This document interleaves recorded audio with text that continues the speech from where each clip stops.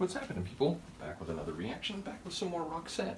We're going back to their 1992 album, Tourism. I did want to mention I very much enjoyed hearing a live performance of The Look, though it was insightful that a number of people pointed out.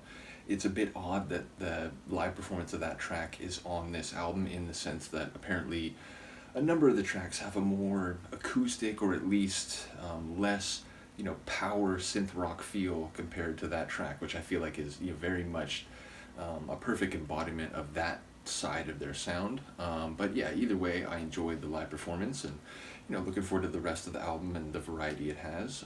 But the next tune is called The Heart-Shaped Sea. Is that right? Make sure I have that right. Yeah, The Heart-Shaped Sea. It makes me think of The Sea of Love, which I think is a Del Shannon tune. But yeah, obviously, calling it heart-shaped, we're invoking notions of romance and love and that deep emotional feeling. At the same time, to say that it's a sea suggests a big open expanse, so it's not just a deeply felt love. There's lots of volume to it. Now, at the same time, that ocean, that sea shaped like a heart, I feel like it could be a painful heart. It could be because when you love very deeply, well, if it doesn't go right, then you hurt or you have pain very deeply. So, knowing some of their songs and the way that it speaks to really passionate emotion, but often, on the other side of a relationship, when one is reflecting or when there's, a wish that things could be the way they were, it makes me wonder whether there might be a more complicated flavor than just, deep, loving, passionate feeling towards someone. So let's find out. This is Roxette. The tune is The Heart-Shaped Sea, and it's from the 1992 album Tourism.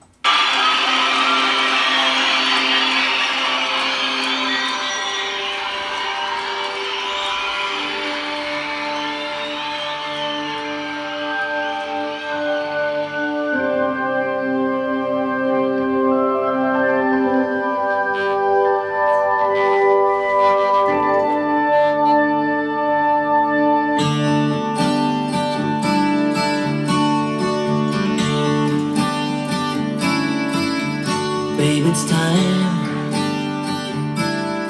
to tell me that it's over. Tell me that it's over. It's plain to see. And this time we won't be starting over. No crying on your shoulder into the heart-shaped sea.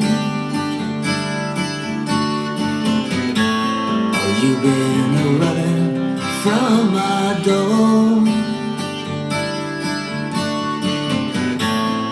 You've been enchanted by the gracious voice of love.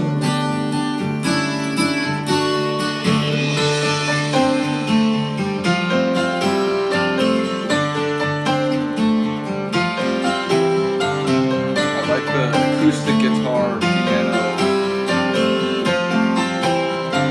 combination.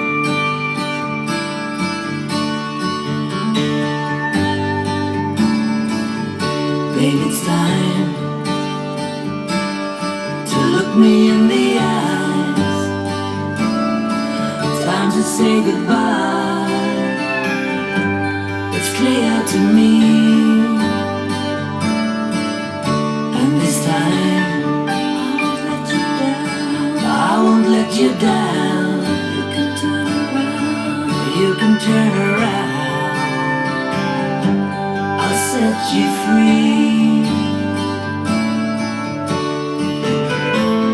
You've been sailing from our shore. And you've been enchanted by someone from afar.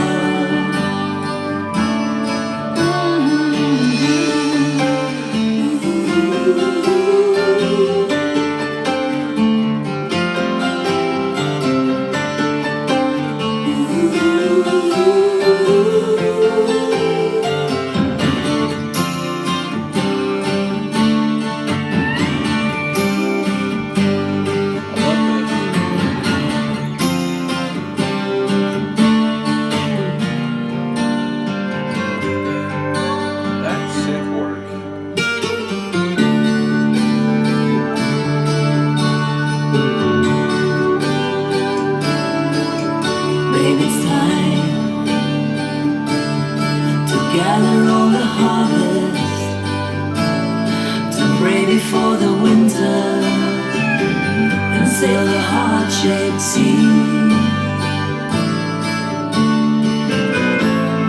You've been running from my love. You've been enchanted by the powers up above.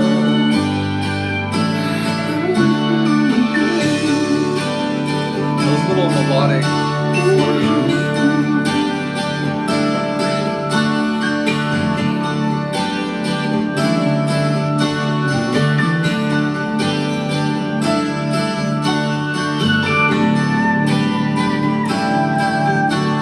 I love that.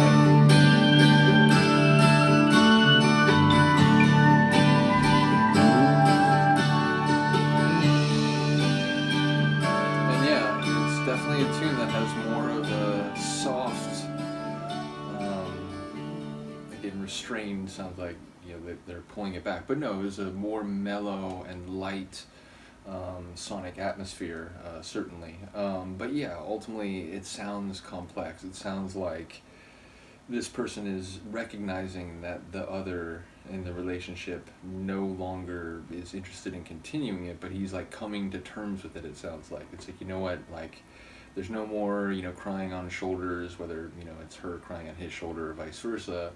And he's not going to try to get her to turn around again, but he's saying like turn around because someone has grabbed your attention from afar. So it sounds like someone who knows that affection is not coming back in their way like it used to be, and he's not going to go through this another time. It sounds like maybe there's been previous times where they came apart but then found their way back together, but this time he's convinced that this is it, and I'm going to set you free, like, because you clearly, there's something else grabbing your attention, and you're not really here anymore anyway. So it feels like that kind of sentiment, that like coming to terms with, accepting, and even on some level being okay with letting a person who you've been very fond of or had a lot of feelings for pursue what they wish at this time, even if that means it's not you anymore, or they're not going to be in your life anymore. So yeah, a sort of sad song, but again, it wasn't overly sad in the sonics. It just had a more mellow and soft feel to it. So and yeah, a pair-led tune, fair to say.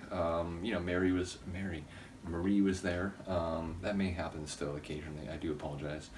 But yeah, Marie came in for mostly what it sounded like, little melodic flourishes. It wasn't, like she had her own verse or a counterpoint to what he was saying. It was more like, her presence melodically represented the free spirit, like departing toward, what she needs to pursue now. So again, a sort of painful tune, but one done in a very like beautiful and from the perspective of the narrator or protagonist of the song, it's a better place to be than being jealous or bitter, or like just failing to understand like why this person might leave you. So it sounds like they've accepted it on some level, which psychologically and emotionally it's the best way forward. So yeah, ultimately a cool song, one that does speak to a more intimate, or again mellow and soft type of sonic atmosphere, which again a couple people have mentioned for the album overall. So looking forward to the rest. Do let me know what you think of this. I will see you next time. Peace.